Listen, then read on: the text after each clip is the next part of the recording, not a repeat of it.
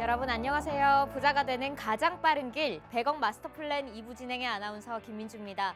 투자의 성패를 가르는 가장 중요한 요소는 시장을 얼마나 정확하게 읽어내느냐입니다. 저희 마스터 플랜에서는 다양한 스타일의 마스터님과 함께 오늘 시장 정확하게 분석하고 여러분에게 올바른 투자 방향을 제시해드리고 있습니다. 뭘 보고 투자해야 할지 모르겠다, 어디에 투자해야 할지 모르겠다 하시는 분들은 오늘 저희와 50분 동안 꼭 끝까지 함께 하시면서 오늘 시장 정확하게 분석하시고 수요일 시장에서도 성공적인 투자해보시길 바랍니다. 조기 대선을 하루 앞두고 있는 우리 시장입니다. 오늘 어떤 모습을 보여줬는지 저와 마감 시황으로 살펴보시죠. 마감 지수부터 함께 보도록 하겠습니다. 오늘 코스피와 코스닥 살펴보시면요. 양시장 모두 기분 좋은 빨간불 띄며 장 마감해줬습니다. 코스피는 0.05% 상승한 강보합권으로 2698선에서 종가를 형성하며 2700선 탈환은 실패한 모습 보여줬습니다. 코스닥 살펴보시면요. 0.81% 상승한 740선의 종가를 형성하며 두 달 반 만에 740선을 탈환한 모습 볼 수 있었습니다. 다음으로 수급 동향 한번 이어서 살펴보도록 하겠습니다. 오늘 수급 동향 이어서 살펴보시면요. 코스피와 코스닥 두 양시장 모두 외국인의 기분 좋은 발걸음이 이어졌던 것을 확인할 수 있었습니다. 코스피 시장에는 1250억 원, 코스닥 시장에는 1117억 원 사자가 나타났습니다. 기관 살펴보시면요. 코스닥에서 170억 사자 보여준 것 확인할 수 있었습니다. 그럼 오늘 여러분과 함께 오늘 시장 정확하게 분석하고 여러분을 소액에서 100억 부자가 되는 길로 활짝 열어주실 마스터님 소개해드려야겠죠. 오늘 함께 해주실 마스터님은요. 바로 올라운더 마스터 서성민 마스터님이십니다. 서성민 마스터님은 국내 시장은 물론이고 해외 시장과 암호화폐 시장까지 정말 다양한 분야에서 전문성을 섭렵하시고 수익으로 그 전문성을 또 증명해 주시는 분이십니다. 마스터님께서는 장중에서 시황 브리핑은 물론이고요. 또 올라가는 종목 정확하게 캐치해서 여러분에게 확실하게 알려드리고 있으신 분이신데요. 이 마스터님과 오늘 방송 중뿐만이 아니라 수요일에서부터 장중에서 또 마스터님과 함께 실시간으로 빠른 대응하실 수 있는 방법 알려드리도록 하겠습니다. 바로 우측 화면 하단에 보이는 QR코드를 통해서 팍스통신망 들어오시는 건데요. 이 팍스통신망 문 오직 생방송 50분 동안만 열려 있습니다. 놓치지 마시고요. 이 팍스통신망 들어오셔서 꼭 돈이 되는 정보 꼭 받아가 보시길 바라겠습니다. 그럼 저희는 2부에서 마스터님과 함께 돌아오도록 하겠습니다.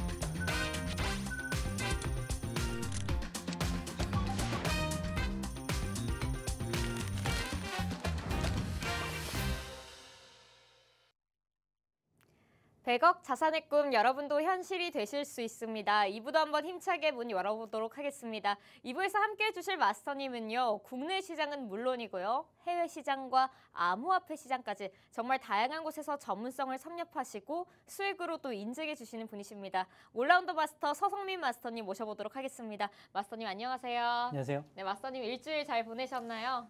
네, 일주일이 금방 갔습니다. 네, 그렇죠. 오늘 또 이렇게 올블랙으로 멋지게 입고 나오셨는데 오늘 방송도 깔끔하고 멋지게 한번 잘 부탁드리겠습니다. 네, 그럼 시장 전망 이야기부터 한번 해보도록 하겠습니다.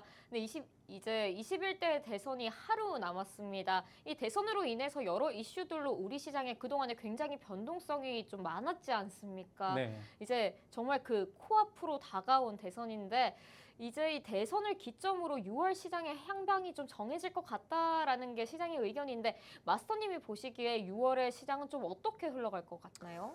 네, 일단은 지금 대외적인 변수와 국내적인 상황들을 종합해서 생각을 해봐야 되는데 사실 오늘 대외적인 이슈로는 미국과 중국의 관세 협상에서 조금 불협화음이 일어나면서 거기에 대한 실망 매물이 좀 나오는 모습이 보였어요. 그래서 나스닥 선물이라든가 대만 지수라든가 가권 지수, 대만 가권 지수 그리고 항생 지수 같은 경우에는 우리 증시에 비해서 되게 약한 모습을 보였는데 다행히 우리 증시는 강한 모습을 보였거든요. 이거는 정치적인 불확실성을 약간 해소한다는 그런 국면에서 봤을 때 우리 증시에 대해서는 조금 긍정적으로 바라보고 있지 않나 하는 부분이 있습니다. 특히나 최근에 원달러 환율이 하향 안정화되면서 수급상으로도 조금 유리한 부분을 만들고 있고요. 그다음에 아까도 말씀드렸다시피 기존까지 우리 증시의 발목을 잡았던 정치적인 불확실성 지금 일단은 정권이 해결돼야 미국과 협상을 한다든가 이러한 대외적인 활동이 가능하기 때문에 그런 부분에서 봤을 때 향후 전망이 나쁘지 않다라고 보이는 부분이 있습니다. 차트를 보시더라도 지금 이평선들이 정배열로 바뀌어가는 상황이거든요. 그래서 121선과 201선만 치고 올라온다면 완전한 정배열로 바뀔 수가 있습니다. 그래서 이런 부분들을 봤을 때 증시의 앞으로의 향후 모습은 나쁘지 않을 것이다. 다만 오늘도 2700선을 넘어서 끝나지는 않았습니다. 삼성전자와 SK 하이닉스의 역할도 상당히 중요한데요. 우리나라 대표 반도체주의 일단 활약도 중요하고 그다음에 자본시장법 그리고 상법 개정 관련해서 그런 부분들의 저PBR주라든가 이런 부분들의 역할이 중요한 만큼 그런 부분에 대해서는 이따가 교육 시간에 정확하게 말씀드리도록 하겠고요. 일단 결론을 말씀드리면 우리 증시의 향후 움직임 나쁘지 않을 것이다 라고 생각하고 있습니다. 네, 마스터님께서는 이 정치적인 불확실성이 해결되면 우리 시장에는 오히려 활발한 움직임이 좀 예상되지 않을까, 긍정적인 영향이 예상된다면서 의견 남겨주셨습니다. 이렇게 마스터님께서는 굉장히 시장 브리핑 참 잘해주십니다. 마스터님이 전해주시는 시황 브리핑 장중에도 함께 하시면서 발빠르게 시장의 이슈에 대응하면서 장을 대응해보고 싶다라고 하시는 분들을 위해서 저희가 방법을 또 마련해놨습니다. 바로 우측 화면 하단에 보이는 QR코드를 통해서 팍스통신망 들어오시면 되는데요. 당장 내일이 지나 수요일 장에서부터 마스터님과 장중에도 이런 시황 브리핑 나도 이슈 확실하게 알고 올라가는 종목들 공략해보고 싶다 하시는 분들은요. 이 팍스통신망 오직 생방송 중에만 열려 있으니까요. 꼭 들어오셔서 마스터님의 다양한 의견 장중에도 실시간으로 한번 받아보시길 바랍니다. 그럼 이어서 오늘 장의 특징주에 대해서 마스터님과 함께 또 이야기 나눠보도록 하겠습니다. 첫 번째 종목은 실리콘투입니다. 오늘 10% 가까이 오르는 상승세 보여줬었는데요. 이 화장품주가 5월 역대 최대 수출 실적을 보이며 강세를 보였습니다. 마스터님, 이 실리콘투 해외에서 더욱 주목받고 있는 모습인데요. 네. 이번 6월에도 또 가파른 상승세 보여줄 수 있을지 그 전망이 굉장히 궁금합니다. 네, 일단 실리콘2 같은 경우에는 오늘 증권사 리포트 중에 6만 원대를 바라보는 그런 리포트가 나왔습니다. NH농협증권에서 6만 3천 원의 목표가를 제시한 리포트가 나왔는데요. 아무래도 이제 실적에 대한 개선세가 뚜렷하니만큼 그러한 부분을 반영해서 목표가를 올리는 리포트가 나왔다라고 보시면 될 것 같습니다. 실리콘2 같은 경우에는 자사 플랫폼인 스타일 코리안을 통해서 우리 한국 그 화장품 400여 종을 160여 국에 수출하고 있는 그런 회사라고 할 수가 있겠는데요. 자체 유통망을 통해서 그런 그 이점을 충분히 활용하고 또한 자사의 마케팅 포인트를 가지고 있는 그런 회사다 보니까 최근에 정말 엄청난 성장세를 보이고 있는 그런 회사다라고 말씀을 드릴 수가 있겠습니다. 2022년도 대비해서 2024년도 영업이익이 무려 10배 성장을 했거든요. 그 10배 성장을 하는 동안 주가도 마찬가지로 10배나 올라왔습니다. 그래서 5,000원대에서 지금 5만 원대까지 올라왔기 때문에 너무 많은 상승을 한 거 아니냐라고 생각을 하실 수도 있겠지만 이러한 성장세가 당분간은 이어질 것으로 보이기 때문에 향후 주가도 나쁘지 않을 것이다라고 생각을 하고 있습니다. 다만 일단 차트상으로 봤을 때 조금 주의할 부분이 있는데요. 일단 이거는 제가 설명을 해드려야 될 것 같아요. 일단 54,000원대의 가격을 이어보시면 이때 거래량이 상당히 많이 일어났을 때인데 이때 가격대에 거의 다 왔습니다. 근데 이 과정을 보시면 여러분들이 심리를 잘 아셔야 돼요. 자, 내가 만약에 이 6만 원대의 이 종목을 매수한 사람이다라고 생각을 해봅시다. 그러면 이때 매수를 했는데 한 1년 동안 쭉 반토막이 났었어요. 그러다가 이제 다시 올라왔습니다. 앵커님 같으면 그런 경우에 어떻게 하고 싶으세요? 이제 내 목표가에 내가 가지고 있던 이제 매수세에 좀 다다랐으니까 이때다 싶어서 팔 것 같기도 그죠? 해요. 그런 그 많이 물려 네. 있으셨던 분들의 마음이 반영돼서 그렇죠. 지금은 좀 매물이 나올 수 있는 가격대다라고 보시면 될 것 같아요. 54,000원대에서요. 네, 그래서 5만 한 3, 4천 원대에는 1차적으로 매도가 나오지 않을까 싶은 부분이 있습니다. 그래서 이 물량을 소화하고 나서 추가적인 상승을 보이지 않을까? 이렇게 생각을 할 수가 있겠습니다.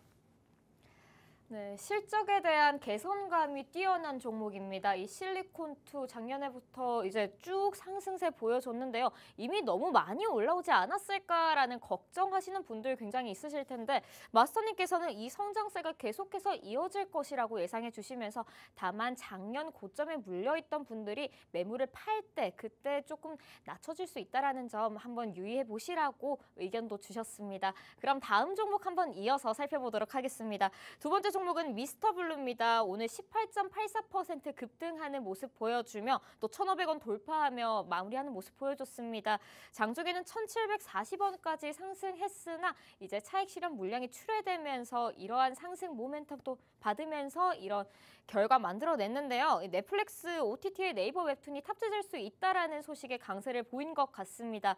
마스터님, 이 미스터블루 수요일 장에서도 똑같이 좀 상승을 할 수 있을지, 이 상승 모멘텀 이어갈 수 있을지가 또 궁금합니다. 일단은 네이버의 최수연 대표하고 그다음에 웹툰 엔터테인먼트의 김중구 대표가 미국의 넷플릭스에 방문한다라는 소식이 전해지면서 그러한 콘텐츠에 대한 부분이 부각됐던 부분이거든요. 근데 네이버에서는 공식적인 입장을 내놨어요. 사실 그런 것은 사실 무근이다라고 얘기를 했기 때문에 원래 주가가 많이 빠졌어야 되는데 그렇게 많이 빠지지 않았거든요. 아까 앵커님도 차익 실현 물량이 나왔다라고 말씀을 주셨지만 그렇게 많이 나오지 않았습니다. 그 이유는 뭐냐면 정책 모멘텀이 아직 남아있기 때문입니다. 특히나 더불어민주당 같은 경우에는 K 콘텐츠의 부흥에 대한 부분을 강조하고 있기 때문에 이런 부분에서 계속적으로 실적이 부각받을 수 있습니다. 그리고 미스터블루 같은 경우에는 웹소설, 웹툰 그리고 게임으로 이루어지는 그러한 밸류 체인을 완벽하게 구축한 그런 회사라고 말씀을 드릴 수가 있거든요. 그런데 하나의 단점이 있습니다. 지금 게임 자회사가 블루포션 게임즈라는 회사인데 그 회사가 지금 실적이 너무 안 좋기 때문에 연결 기준으로는 계속 적자가 나고 있는 회사예요.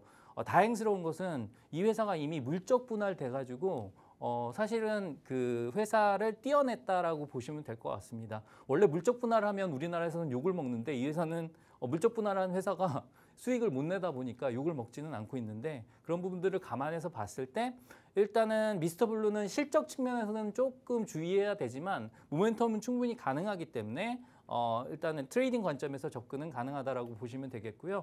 이런 종목의 트레이딩 관련해서는 일단 혼자서 매매를 하시는 것보다는 저희 팍스통신망 여기 하단에 나오는 거기 들어오셔서 같이 함께 하시는 게 좀 더 유리하지 않나 하는 부분이 있습니다. 그런 부분 참고해 주셨으면 좋겠습니다.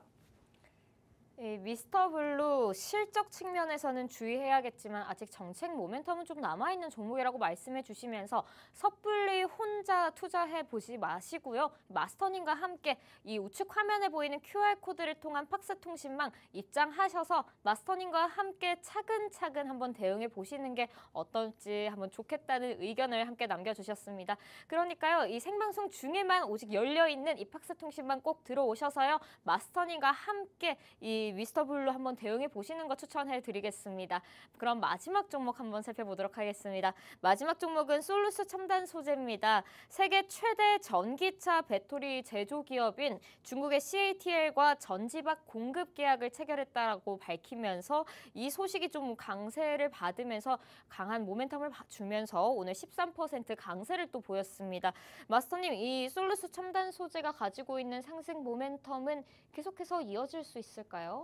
일단은 원래 이런 재료가 나오면 네. 원래 상한가를 가야 되는 게 정상입니다. 그런데 솔루스 첨단 소재가 그럼 오늘 좀 이러한 아쉽다는 거죠. 엄청난 재료에도 불구하고 네. 상한가를 못 간 이유는 딱 하나 있습니다. 뭘까요? 2차 전지 섹터가 약하기 그렇군요. 때문이죠. 그러니까 예를 들어서 조선이나 방산 쪽에서 이런 얘기가 나왔다 그러면 당연히 상한가입니다. 그러니까 그 투심이 그대로 반영된다고 보시면 될 것 같아요. 근데 솔루스 첨단 소재 같은 경우에는 지금 2차 전지가 캐즘이다 뭐다 해서 지금 수익성이 안 좋다라는 얘기가 많이 나오고 있지 않습니까? 그러니까 전체적인 산업이 좋지 않다 보니까 그런 영향으로 이렇게 조금 지지부진한 모습을 보였다라고 생각이 되는데, 저는 이 종목은 계속해서 관심을 가져야 된다고 생각을 하는 게, 사실 CATL 하면은 우리는 뭐 중국 업체고 기술력이 떨어지고 뭐 이런 얘기들을 하지만 LFP 배터리 관련해서 세계 1위 업체고 2차 전지 분야에서는 명실상부한 세계 1위 기업이라고 보시면 될 것 같습니다. 그래서 일단 그러한 기업의 공급망을 뚫었다라는 것은 회사 측면에서 봤을 때 상당히 좋은 호재다라고 볼 수가 있겠고요. 이 회사 같은 경우에는 지금 공장이 헝가리, 유럽에 있습니다. 그래서 거기에 있는 유럽의 시장은 지금 전망이 상당히 좋기 때문에 그런 부분에서 봤을 때 CATL과의 협업이 기대되는 측면이 있다라는 측면에서 우리가 눈여겨볼 종목이다. 하지만 주의할 점이 딱 하나 있는데, 이 회사는 지금 실적을 내고 있진 못합니다. 이 회사의 차트를 보시면, 이 종목의 차트를 보시면 1월 20일 날 엄청나게 상승을 했다가 계속 빠졌습니다. 이날 상승을 했던 게 매출이 늘어나서 상승을 한 건데, 매출이 늘어났는데 회사 주가가 왜 빠지지? 이렇게 생각을 하시잖아요. 근데 지금 구조적으로 매출이 늘어날수록 적자가 늘어납니다. 왜냐하면 비용 투자가 너무 많이 됐기 때문이죠. 2차 전지가 잘 될 것 같으니까 투자를 미리 너무 많이 해놓은 거예요. 그래서 KPX를 너무 늘려놓다 보니까 지금 이걸 운영하는 데 있어서 이자 비용과 이런 것들이 감당이 안 되는 수준까지 올라왔다라고 보시면 될 것 같습니다.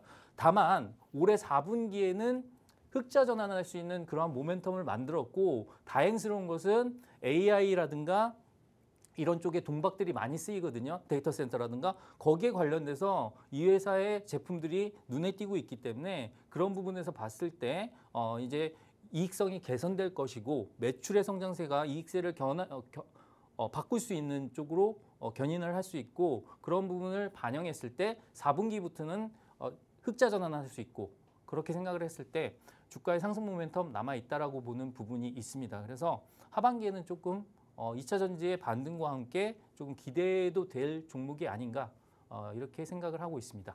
마스터님, 그럼 상승 모멘텀이 앞으로 좀 보인다고 하셨는데, 그러면 앞으로 볼 수 있는 게 단기적인 단계, 우리가 볼 수 있는 구간은 어디까지로 좀 함께 볼 수 있을까요? 단기적으로 생각하진 않아요. 이 종목 같은 그런가요? 경우는 좀 중기적으로 봐야 될 것 같습니다. 왜냐하면 지금 2차 전지 섹터가 사실은 가격 메리트는 있습니다만 워낙에 일단 순매수의 유입이 잘 안 되고 있는 섹터예요. 그렇죠. 매수의 연속성이 없다라고 해야 될까요? 네. 그래서 본격적인 반등은 조금 시간을 두고 나타나지 않을까 싶은 부분이 있습니다. 저도 맨날 속는 게 뭐냐면 일단은 최근에 종목들이 조선, 방산 이쪽으로 해가지고 화장품 이쪽으로 해서 너무 많이 올랐잖아요. 네. 그러다 보니까 사실 기관 투자자 같은 경우는 많이 오른 걸 팔아서 조금 싼 거를 매수하는 전략을 좀 펼치거든요. 그런데 지금은 이익 개선세가 없는 종목에는 아예 쏠려가지 않습니다. 그래서 그런 부분을 봤을 때 시간은 조금 걸릴 수 있다, 이렇게 생각을 하고 있어요. 그럼 중장기적으로 가져갔을 때 괜찮은 종목이다라고 추천해 주시는 네, 거죠? 맞습니다. 중장기적으로 봤을 때는 지금이 주가의 어느 정도 하단 지지 부근이 될 수 있다라고 생각을 하시고 조금 여유로운 마음으로 모아가는 전략을 말씀드리도록 하겠습니다. 네, 마스터님께서 이 솔루스 첨단 소재에 대해서 자체적인 이슈, 긍정적 모멘텀은 좋았으나 전반적인 2차 전지 산업의 약세에 오늘 지지부진한 모습 보여줬는데 그럼에도 불구하고 중장기적으로는 눈여겨봐도 될 것 같다라고 말씀해 주셨습니다. 네, 이렇게 마스터님과 오늘 장에서 눈여겨볼 만한 특징주까지 함께 살펴봤는데요. 마스터님과 시장 전망과 함께 지금까지 특징주 짚어봤고요. 잠시 후 3부에서는요. 마스터님이 여러분을 위해서 또 강의를 준비해 주셨다고 합니다. 투자 포인트를 잘 집어낼 수 있는 용어와 개념을 준비해 주셨다고 하니까요. 실전 투자에서 어떻게 용이하게 사용할 수 있을지 마스터님의 강의 다음 시간까지 꼭 함께 하시면서 경청해서 한번 들어보시고요. 또 여러분이 가장 기다리시는 시간 마스터님이 요즘 장세에서 올라갈 것으로 기대되는 눈여겨보고 있는 종목은 또 무엇인지 소개해드리는 마스터픽 종목 시간이 준비되어 있습니다. 이 마스터픽 종목 시간 꼭 놓치지 마시고요. 마스터님이 제공해 주시는 종목은 어떤 종목인지 꼭 가져가셔야겠습니다. 그 종목 마지막에 마스터님이 설명과 동시에 오직 이팍스 통신망 안에서 방송이 끝난 후에 마스터님이 공개해 주시니까요. 여기 꼭 들어오셔서요. 가져가 보시길 바랍니다. 그럼 저희는 3부에서 마스터님과 돌아오도록 하겠습니다.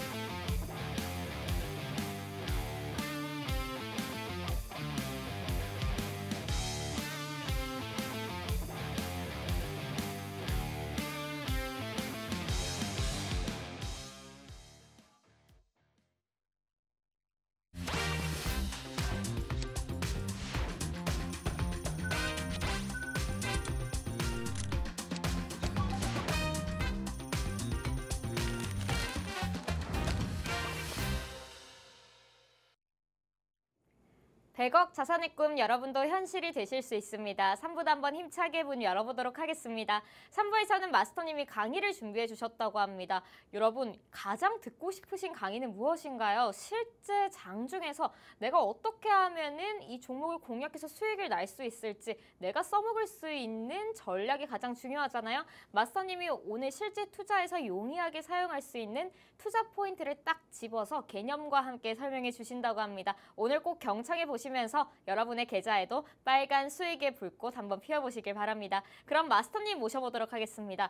마스터님 오늘 강의 어떤 거 준비해 주셨는지 설명 부탁드리겠습니다. 네, 일단 내일은 상당히 중요한 날입니다. 조기 대선이 확정이 됐잖아요. 그래서 내일 같은 경우에는 일단 개표를 하고 결과가 나오면 바로 이제 그 대통령직이 되게 돼 있습니다. 그래서 상당히 중요한 시기이기 때문에 이 앞으로의 주식시장의 향방에 대해서 걱정하시는 분들이 상당히 많으실 텐데요. 제 생각에는 어떤 분이 대통령이 되시든지 간에 일단 경제라는 부분 그리고 우리나라 주식시장이라는 부분의 단어의 중요성을 무시하지는 못할 것 같아요. 그래서 그것과 관련해서 최근에 되게 특징적인 움직임이 있었습니다. 그 부분을 제가 오랜 시간 동안 주식시장에 담아왔었던 그러한 경험을 토대로 말씀을 드리자면 저PBR주라든가 자산주 같은 경우에는 원래는 시장이 안 좋았을 때 올라갔던 그런 종목들입니다. 그런데 최근에는 증권 보험, 건설, 지주회사 이렇게 해가지고 저 PBR주들이 모두가 다 같이 움직였습니다. 특히 그리고 장이 나쁘지 않을 때, 좋을 때 올라왔습니다. 그러한 부분들은 우리 주식시장, 우리 자산시장의 레벨업에 관련된 부분이 희망이 반영됐다라고 보시면 되겠고요. 그만큼 정책적인 부분들도 앞으로 나와줄 수 있을 거라고 생각을 하고 있기 때문에 거기에 포인트를 맞춰서 그 PBR이라는 것의 의미와 그다음에 왜 그런 주식을 공략해야 되는지에 대한 부분, 그리고 마지막으로 어떤 저평가주를 우리가 공략하면 좋을지에 관련돼서 자세히 설명을 드리도록 하겠습니다. 짧은 시간일 테지만 집중하셔서 조금 좋은 결과 얻어 가셨으면 좋겠습니다. 자, 일단 제가 제목을 공통의 방향성이라고 말씀을 드렸는데요. 일단 저는 전에도 말씀을 드렸습니다만 제가 뭐 빨간 옷을 입고 오거나 파란 옷을 입고 온 게 아니잖아요. 그래서 저는 검은색입니다. 그래서 일단은 정치적인 색깔을 배제하고 일단 말씀을 드리도록 하겠습니다. 우리가 예전에 정책 관련주를 말씀드릴 때 제가 분명히 강조했던 부분이 있습니다. A라는 당과 B라는 당이 있을 때 A라는 정당이 추구하는 방향성과 B라는 정당이 추구하는 방향성이 다른 정책 같은 경우에는 일단은 뭐 아니면 도기 때문에 그런 정책은 배제하고 보자라고 말씀을 드렸고요. 그런 분야에서 봤을 때 증시 부양에 대한 부분, 그리고 자본시장 선진화에 관련된 요구는 누가 되더라도 충분히 나올 수가 있는 부분이기 때문에 거기에 집중해서 말씀을 드리도록 하겠습니다. 일단 더불어민주당 이재명 후보 같은 경우에는 코스피 5천 시대를 얘기를 했죠. 그래서 5천 시대에 대한 희망적인 부분을 분명히 말씀을 하셨고요. 여기서 좀 조심을 해야 되는데 우리가 국민의힘 김문수 후보 같은 경우에는 박스피 탈출에 관련된 부분을 강조를 하셨습니다. 근데 주의할 점은 뭐 위로 탈출할지 아래로 탈출할지를 강조한 건 없어요. 그래서 일단 당연히 위라고 생각을 해야 되겠죠. 아래로 탈출하면 큰일 나니까. 그래서 그런 부분을 생각을 했을 때 사실 어떤 분이 되더라도 우리나라 시장의 레벨업에 관련된 부분은 강조를 하겠구나. 그래서 증시 부양책이 나올 수밖에 없겠구나 이렇게 생각되는 부분이 있습니다. 그리고 실제적으로 정책으로 나온 것도 있었죠. 전 정부에서 밸류업 프로그램을 주도를 했었고요. 민주당에서는 코리아 부스트업이라는 단어로 조금 다른 것 같으면서도 비슷한 것 같으면서도 다른 그런 정책을 펼쳤습니다. 근데 두 개의 차이점을 여러분들이 잘 모르실 수가 있는데 사실 이렇게 보시면 돼요. 밸류업 같은 경우에는 당근책이다라고 보시면 되겠고요. 코리아 부스트업 같은 경우에는 채찍책이다라고 보시면 되겠습니다. 뭐냐면 밸류업은 너네 회사가 밸류업 공시를 잘 하면 일단 세제 혜택을 줄게. 그래서 너네 하는 거 봐서 혜택을 줄게. 이렇게 조금 온화하게 가는 형태. 우리가 2차 전지나 신재생 에너지와 같은 걸로 얘기했을 때는 보조금 정책이라고 보시면 되겠고요. 코리아 부스트업 같은 경우에는 너 그렇게 하면 아예 그냥 퇴출시킬 거야. 이렇게 세게 나오는 거라고 보시면 되겠습니다. 그래서 일단 적극적으로 관여해서 세게 나오는 건 코리아 부스트업이기 때문에 정책적으로는 이게 조금 더 효과가 있지 않을까 싶습니다. 그래서 어떤 분이 대통령이 되실지는 모르겠지만 이런 부분들에 대해서 조금 부각될 수 있는 부분이 있기 때문에 여러분들이 참고하시라고 말씀을 드렸고요. 최근에 올라왔던 종목들의 특징을 보면 지주사라든가 금융, 보험, 증권, 여기서 금융은 증권회사겠죠. 보험, 그리고 금융지주사, 건설회사 이런 회사들의 특징이 뭐냐면 바로 PBR이 낮다라는 겁니다. 그래서 이 PBR이 낮은 거에 대한 문제점, 왜 이런 문제점이 생겼고 앞으로 개선 방향이 생겼을 때 PBR이 어떻게 하면 올라갈 수 있을지 그리고 이런 것들을 다 감안했을 때 어떤 쪽을 봐야 될지를 우리가 공부하면 좋을 것 같다라고 생각해서 이 강의를 마련했다라고 보시면 될 것 같아요. 그럼 넘어가도록 하겠습니다. 자, 이제 PBR을 공부해야 되겠죠. 사실 공부하기가 나오면 일단 바로 잠이 드는 분들이 많이 계신데 일단 영어도 써 있는데 게다가 수식까지 써 있습니다. 이렇게 됐을 때 되게 싫어하시는 분들이 많은데 우리 팍스경제 시청자 여러분들은 안 그러실 거라고 생각하고 있습니다. 워낙에 수준이 높으신 분들이기 때문에 그럴 일이 없다라고 생각을 하고 제가 그래도 어렵지 않지만 더욱 쉽게 설명을 드리도록 하겠습니다. 우리가 PBR이라고 하는 거는 Price to Book Ratio의 줄임말이라고 보시면 되는데요. 일단은 주가를 순자산 가치로 나눴다라고 보시면 되는데 순자산 가치는 이렇게 계산하는 겁니다. 자산 마이너스 부채. 그리고 얘는 우리가 청산 가치라고도 얘기를 합니다. 그래서 청산 가치에 대해서 설명을 드리는 게 가장 쉬울 것 같습니다. A라는 우리가 치킨집이 있다라고 칩시다. 이게 상장 기업이에요. 뭐 교촌치킨 같은 상장 기업인데 이 치킨집이 예를 들어서 망했습니다. 망했을 때 닭 튀기는 기계, 그다음에 의자, 그다음에 계산대 이런 걸 다 갖다 팔았을 때 남는 돈이 바로 청산 가치라고 보시면 돼요. 그래서 그 기업이 망했을 때 모든 자산들을 처분했을 때 남는 돈을 청산 가치라고 따지고 주가를 그걸로 나눴다라고 생각하시면 되겠습니다.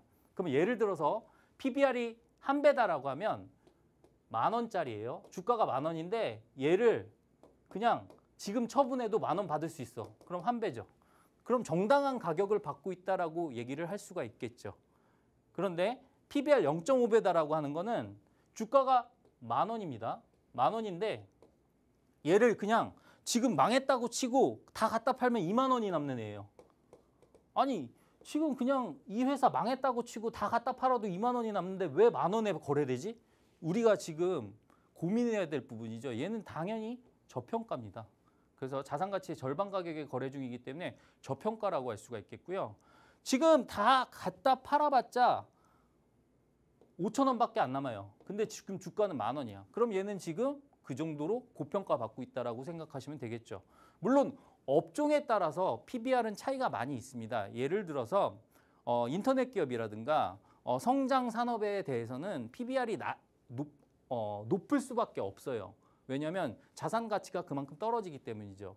그런데 일단 기기가 비싸고 장치가 비싼 장치 산업 같은 경우에는 구조적으로 PBR이 낮을 수밖에 없습니다. 예를 들어서 철강이라든가 건설이라든가 유틸리티 같은 경우에는 당연히 PBR이 낮을 수밖에 없겠죠.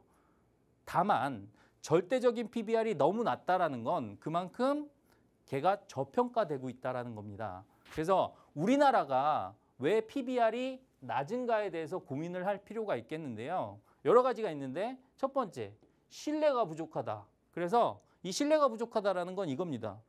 저 회사 좀 못 믿겠어 라고 주식 투자를 아예 안 하기 때문에 매수세가 없어서 주가가 낮아요. 봐보세요. 주가가 5,000원입니다. 주가가 낮아요. 10,000원짜리가 5,000원이 됐습니다. 그럼 PBR은 당연히 떨어지겠죠. 자산 가치는 그대로일 테니까. 그래서 주가가 낮아서 PBR이 떨어지는 겁니다. 그리고 낮은 주주환원.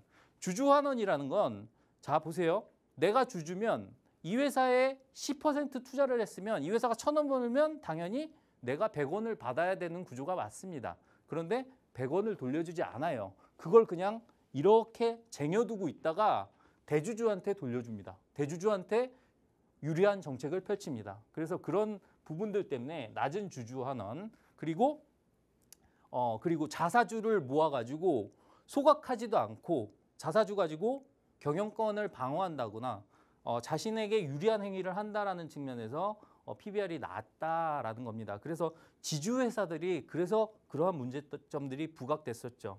그리고 성장성이 부족하다라는 건 아까 말씀드렸죠.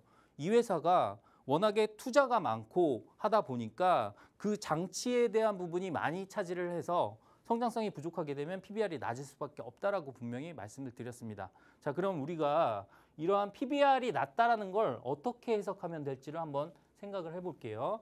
PBR이 낮다라는 건 당연히 아까 말씀드렸죠. 가격이 싸다, 낮다.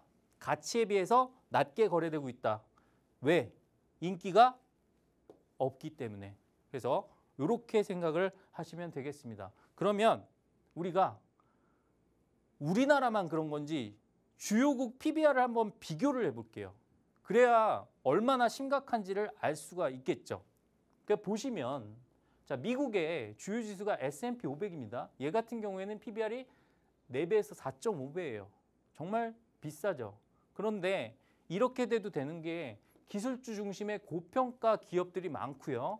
성장 기대감이 반영돼서 그렇습니다. 아까 말씀드렸죠. 업종에 따라서 PBR이 낮을 수도 있고 높을 수도 있다라고 분명히 말씀을 드렸습니다. 일본의 경우가 우리의 벤치마킹이 되는데 니케이 225 같은 경우에 1.4에서 1.5배인데 이거는 2012년도에 아베노믹스를 통해서 일부러 밸류업을 시킨 거예요. 그때는 PBR이 0.5배 미만이 많았었는데 이 정도까지 끌어올려서 지수를 4만대까지 끌어올렸습니다. 그래서 이러한 성공 사례를 바탕으로 우리나라에서도 작년에 밸류업 프로그램이라는 걸 시작을 한 거고요. 그래서 얘네 같은 경우에는 어떤 식으로 성공을 했느냐, 지배구조 개선, 스튜어드십 코드 도입 뭐 이런 것들을 통해서 일단 기업과 경영진이 계속 얘기를 해나가면서 발전하는 그런 관계를 만들었다라고 보시면 되겠고요. 자사주 소각을 확대하면서 자사주를 소각한다는 게 이게 되게 재밌는 건데 예를 들어서 1000주가 있고 시총이 1000억이라고 합시다. 그럼 한 주당 1억이죠. 근데 얘를 많이 없애서 500주로 만들었다고 쳐보세요. 그럼 한 주당 2억이죠. 이만큼 자사주를 소각하게 되면 주가가 올라가게 됩니다. 주식의 가치가 올라가게 됩니다. 한 주주가 가지고 있는 그 주당 순 가치가 올라가기 때문에 그런 부분에서 봤을 때 자사주 소각을 하면 주주 환원이 높다라고 얘기를 하는 거고요. 우리나라는 그게 없죠. 자사주는 뭐다? 경영권 방어용으로 많이 쓰인다. 다만 최근에는 셀트리온 같은 업체들도 자사주 소각을 긍정적으로 확대하고 있고 이러한 노력들이 되고 있기 때문에 조금 미래는 밝다라고 말씀을 드리도록 하겠습니다. 중국 같은 경우에는 CSI 300 같은 경우에 1.27인데 얘네는 부양책을 아무리 해도 저평가가 지속되는 이유가 있을 수밖에 없죠. 자본시장이 완전히 개방되지 않았기 때문에 외국인 투자가 많지도 않고요. 그리고 기업에 대한 신뢰가 당연히 부족하겠죠. 왜냐하면 기업에서 장부상 써놨어요. 근데 그 장부 자체를 못 믿는 거야. 그래서 그런 부분들이 반영이 돼서 뭐 중국은 제외하고 말씀을 드리도록 하겠습니다. 그렇다면 대한민국의 코스피의 PBR은 얼마냐 보시면 0.8배에서 0.9배예요. 자, 단순히 계산해 볼게요. 이게 만약에 1.6이 됩니다. 1.6배가 된다고 칩시다. 일본하고 비슷하게. 그러면 코스피 지수가 얼마가 되죠? 2700 곱하기 2니까 5400. 그래서 코스피 5000 시대가 개막된다라고 얘기를 한 거예요. PBR을 저기까지 끌어올리겠다는 말을 우회적으로 한 겁니다. 그러면 우리가 뭘 봐야 됩니까? PBR이 낮은 종목들을 봐야겠죠. 그렇죠? 그래서 그런 부분들을 말씀을 드리는 겁니다. 그래서 이런 것들이 대표적으로 코리아 디스카운트를 야기하는 것들이고 그래서 그 대표적인 게 저 PBR 사례다. 이렇게 보시면 될 것 같습니다. 그러면 우리가 왜 우리 증시는 이렇게까지 PBR이 다른 증시에 비해서 택도 안 되게 낮을까를 보시면 되겠죠. 일단 오너 중심의 지배 구조라고 돼 있는데 이거 이렇게 생각하시면 됩니다. 아까도 말씀드렸죠. 자사주를 사요. 근데 이 자사주가 경영권 방어에 쓰입니다. 그렇기 때문에 이 자사주를 소각하기는커녕 회사에 그냥 있어요. 그리고 나서 나중에 돈 필요하면 뭐다? 유상증자 해버립니다. 기존 주주들한테 돈 좀 빌려주세요라고 하는 거죠. 그래서 그런 부분들 때문에 주가가 저평가될 수밖에 없다라는 거. 그리고 배당을 많이 하지도 않고요. 배당 성향이 OECD 국가 중에 상당히 낮은 편이죠. 그리고 자사주 소각하지 않는다라는 부분 때문에 PBR이 낮을 수밖에 없다. 주가가 눌려 있다라는 겁니다. 그리고 또 하나 있습니다. 이따가 되게 중요한 부분인데요. 일단 오너가 상속 증여세를 내야 되잖아요. 그래서 지분이 있는데 이 지분이 비싸면 상속 증여세가 너무 비싸요. 그러니까 주가를 눌러놓을 수밖에 없습니다. 특히 지주사 같은 경우에는 그런 부분들이 반영이 됐다. 근데 나중에 이따가 카운터펀치가 분명히 나옵니다. 그리고 경기 민감 산업 구조기 때문에 그렇습니다. 반도체를 비롯해서 자동차라든가 이런 것들은 경기가 좋을 때는 되게 좋았다가 안 좋으면 안 좋아요. 그러니까 좋을 때 배당했다가 안 좋을 때 안 하고 이럴 수가 없잖아요. 그래서 유보를 시켜놔 버립니다. 그래서 그런 부분들 봤을 때 PBR이 낮을 수밖에 없다라는 거죠. 그런데 미국은 어떻습니까? 플랫폼 산업이에요. 자, 우리가 전쟁 났다고 유튜브 안 보진 않겠죠? 안 볼래나? 아니, 그래도 봅니다. 일단 인터넷만 된다면, 그렇죠? 그리고 넷플릭스 안 보지 않죠. 그래서 그런 부분들을 생각했을 때 경기가 안 좋다고 넷플릭스 안 보지 않죠. 그래서 그런 부분들을 생각했을 때 플랫폼 기업이 기반이 된 미국 기업들은 PBR이 높을 수 있구나라고 생각을 해주시면 될 것 같습니다. 그 다음에 세 번째는 경영 투명성 이슈인데 순환 출자 구조, 삼성그룹이 대표적이죠. 지배구조 개편 이런 거에 관련돼서 너무 복잡하게 돼 있기 때문에 주주의 가치가 훼손되는 측면이 없지 않아 있습니다. 그래서 이런 부분도 당연히 시장에 부각을 받을 수 있다라는 거죠. 그 다음에 마지막으로 성장성이 부족하다라는 거, 빅테크가 없다라는 거.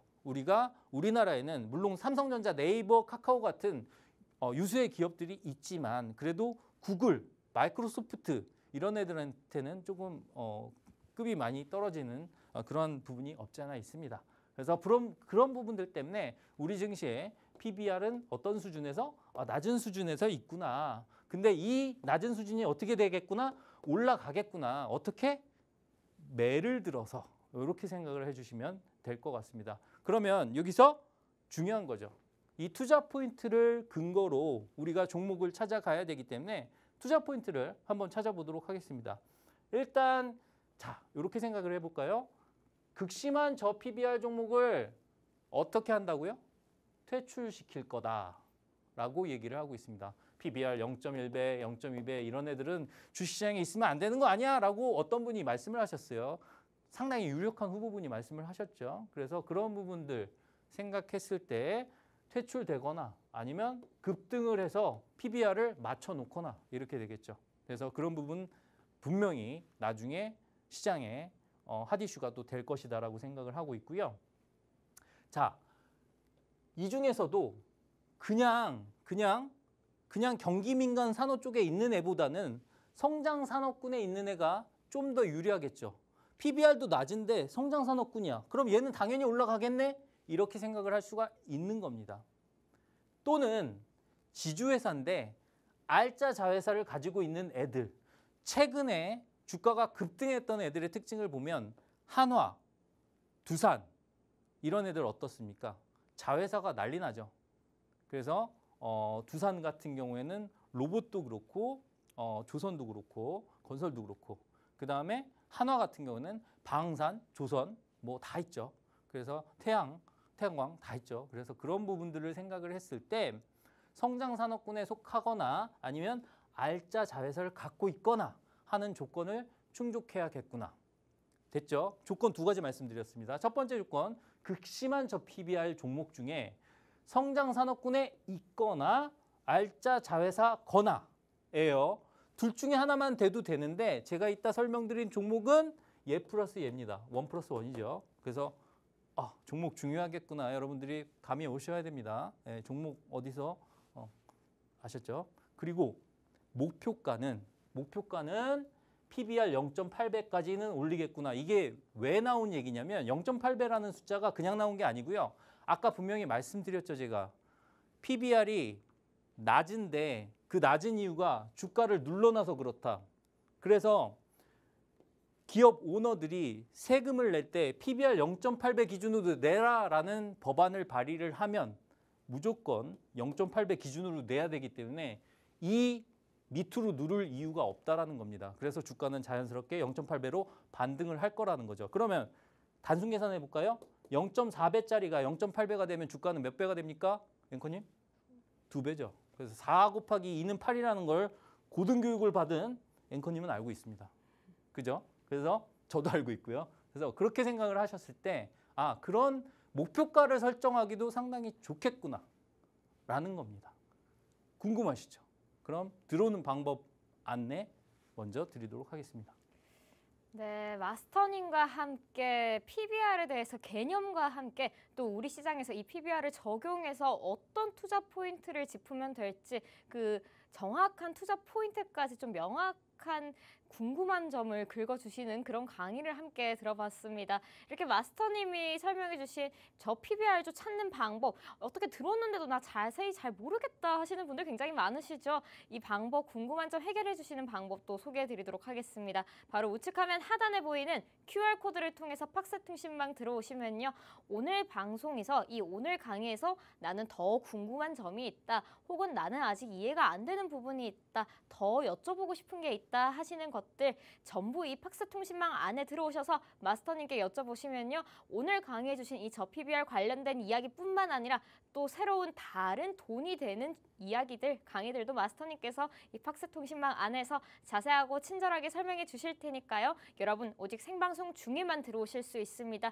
이제 생방송 몇 분 남지 않았습니다. 꼭 들어오셔서 마스터님이 해주시는 강의와 다양한 돈이 되는 이야기들 꼭 들어보시길 바랍니다.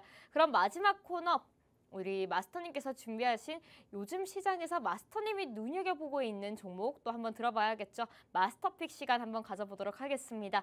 마스터님, 오늘 준비해 주신 마스터픽 종목은 또 어떤 종목일까요? 좀 전에 설명해 주신 저 PBR주와 관련된 또 종목일까요? 네, 당연하죠. 제가 아까 말씀드렸죠. 극심한 저 PBR 종목 중에서 알짜 자회사를 갖고 있거나 아니면 신성장 산업에 진출해 있는 그러한 기업을 골라야 된다라고 했는데 그 두 가지 조건을 다 만족시키는 종목이 있더라라고 설명을 드리도록 하겠습니다. 그래서 이 종목 같은 경우에는 일단은 시작이 여기서 시작이 됩니다. PBR이 0.4배 수준인데 이것도 보수적으로 잡은 겁니다. 사실은 이거보다 더 낮은데 그냥 대충 잡아서 0.4배 정도 되겠구나 하고 말씀을 드리는 거고요.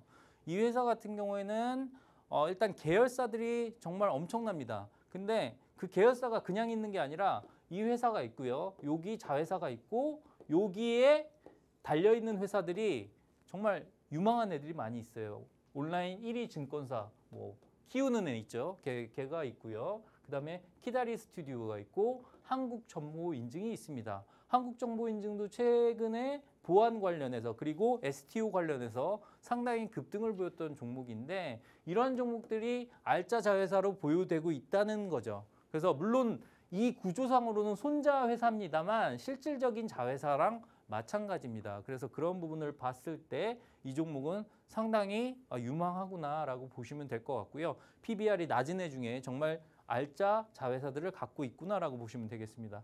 그리고 이 회사가 속한 업종이 상당히 유망한 업종인데 IT 솔루션 관련해서 업종을 영위하고 있고요. 소프트웨어 상당히 중요하죠. 그리고 하드웨어 공급 관련해서도 상당히 유망하죠.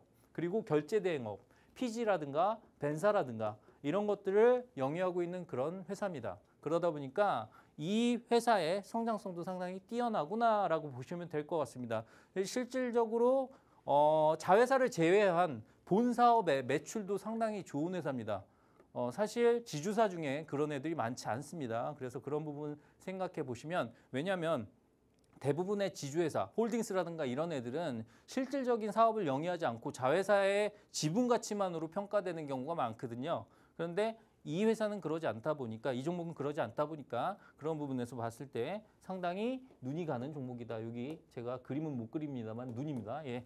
그리고 이 회사의 파트너사가 되게 중요한데요. 아마존, 어주와 관련해서 아마존이 있고요. 그리고 마이크로소프트의 제품을 독점 판매한다라는 그러한 부분이 있습니다. 소프트웨어 판매 대행과 관련이 있겠죠. 그런 부분을 봤을 때 이 회사 정말 우리가 눈여겨볼 만하다. 근데 제가 아까 말씀드렸잖아요. PBR 몇 배까지? 0.8배까지라고 생각을 하면 주가가 한 2배 정도 상승 여력이 있지 않나라고 생각하는 부분이 있습니다.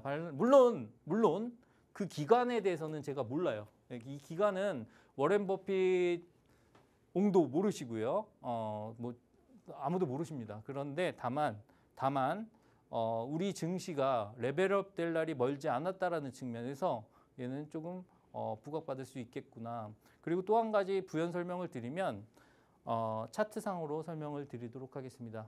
이 회사 같은 경우에는 예전에 거래가 상당히 많이 잃었던 가격대가 있습니다. 그 가격대를 정말 오랜 기간 지지부진하다가 이제서야 막 뚫었습니다. 이제 사람들의 관심을 받기 시작했다라는 거죠. 여기까지 힘든 길을 걸어오다가 이제 막 관심을 받기 시작한 이 종목이 궁금하시다면 앵커님의 멘트대로 해주시면 되겠습니다. 네, 마스터님이 강의에 이어서 저 PBR주 마스터님이 눈여겨보고 있는 종목 올라갈 것으로 예상되는 이 끼 있는 종목에 대해서 설명해 주셨는데요.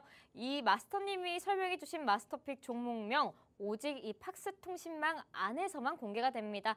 지금 당장 화면 하단에 보이는 QR코드를 통해서 팍스통신망 들어오시면 되는데요. 카메라로 짧게 QR코드 스캔하시고 들어오실 수 있습니다. 이 팍스통신망 들어오시면요. 마스터님이 방금 소개해 주신 마스터픽 종목 방송이 끝난 후에 마스터님께서 바로 공개해 주시니까요. 이 돈이 되는 정보 절대 놓치시면 안 될 것 같습니다. 꼭 들어오셔서 마스터님이 전해주시는 정보, 이 마스터픽 종목명 꼭 얻어가시길 바랍니다. 본 방송에서 제공해드리는 정보는 투자 판단에 대한 참고 자료일 뿐입니다. 해당 종목에 대한 가치와 상승 하락은 보장하지 않는 점도 참고해 주시고요. 저희는 수요일 방송으로 다시 돌아오도록 하겠습니다. 오늘도 끝까지 함께해 주신 여러분 고맙습니다.